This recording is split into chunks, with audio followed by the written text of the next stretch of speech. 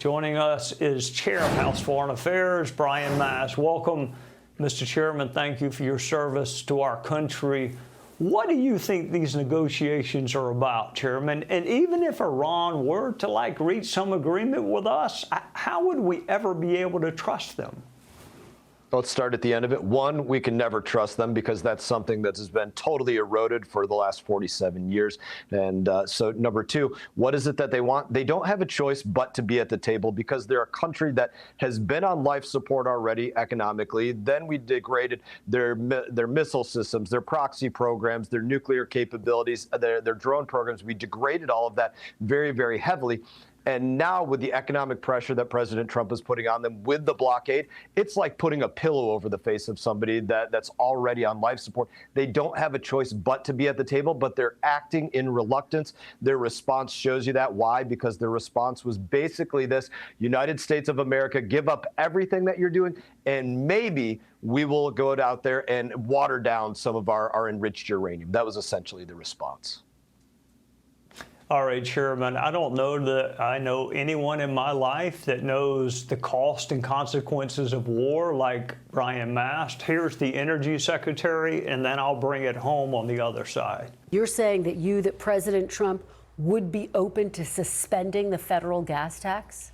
We're open to all ideas. Everything has trade-offs, all ideas to lower prices for American consumers and American businesses. Your state is beautiful. It relies on tourism, as do many. What can we expect to give some relief to our fellow Americans? Is there something being conjured that can maybe give them some relief, particularly when it comes to gas prices? You just gave one example. In my opinion, it shouldn't just be a suspension. This should be permanent. I know people complain about the Highway Trust Fund, which is still a tax, but suspend the 18.3 cents per gallon fuel tax, the 24.3 cents per gallon diesel tax, suspend the excise tax on big rigs and tires that other companies have to pay. We're Republicans. We should be taking every opportunity to take taxes off people. That's what I'm about. So that's something that you can see us working on. I think you also see Russia come into play to this. Obviously the president's headed to China. Those will be conversations related to energy. Russian energy is on the table. Where China is getting their energy, certainly on the table. Those are big conversations forthcoming this week also.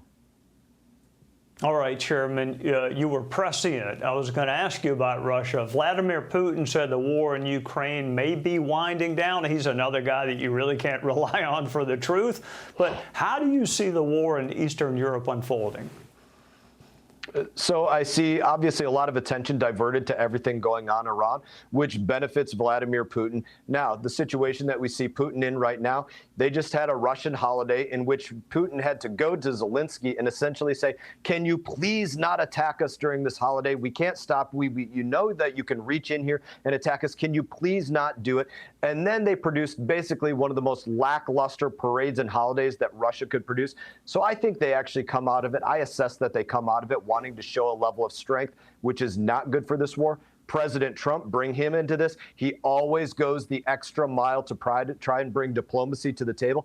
I think he's going to take the 3-day window of diplomacy and say, hey, let's work to expand that. Even though Putin, we know you always come back and want to attack things. Let's try to expand this. I think he'll take that window to try and do it. But again, like you pointed out, we're never hopeful with Vladimir Putin because he just proves over and over again that he can't be trusted. He's lying about everything. He's always trying to drag things out, and he always comes back with an offensive against Ukraine.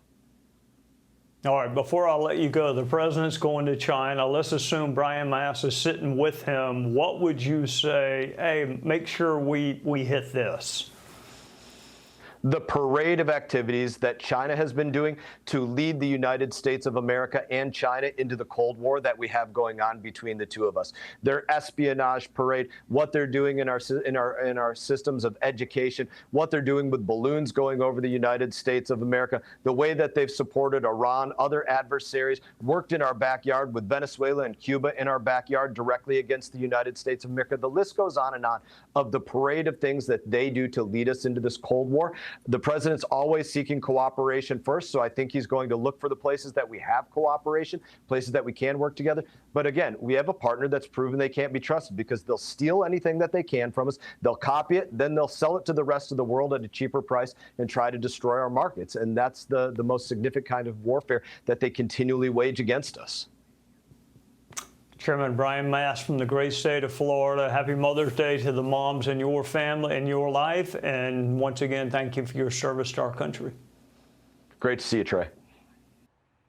Be sure to like and subscribe for all the Fox News latest on YouTube and catch full shows streaming now on Fox One.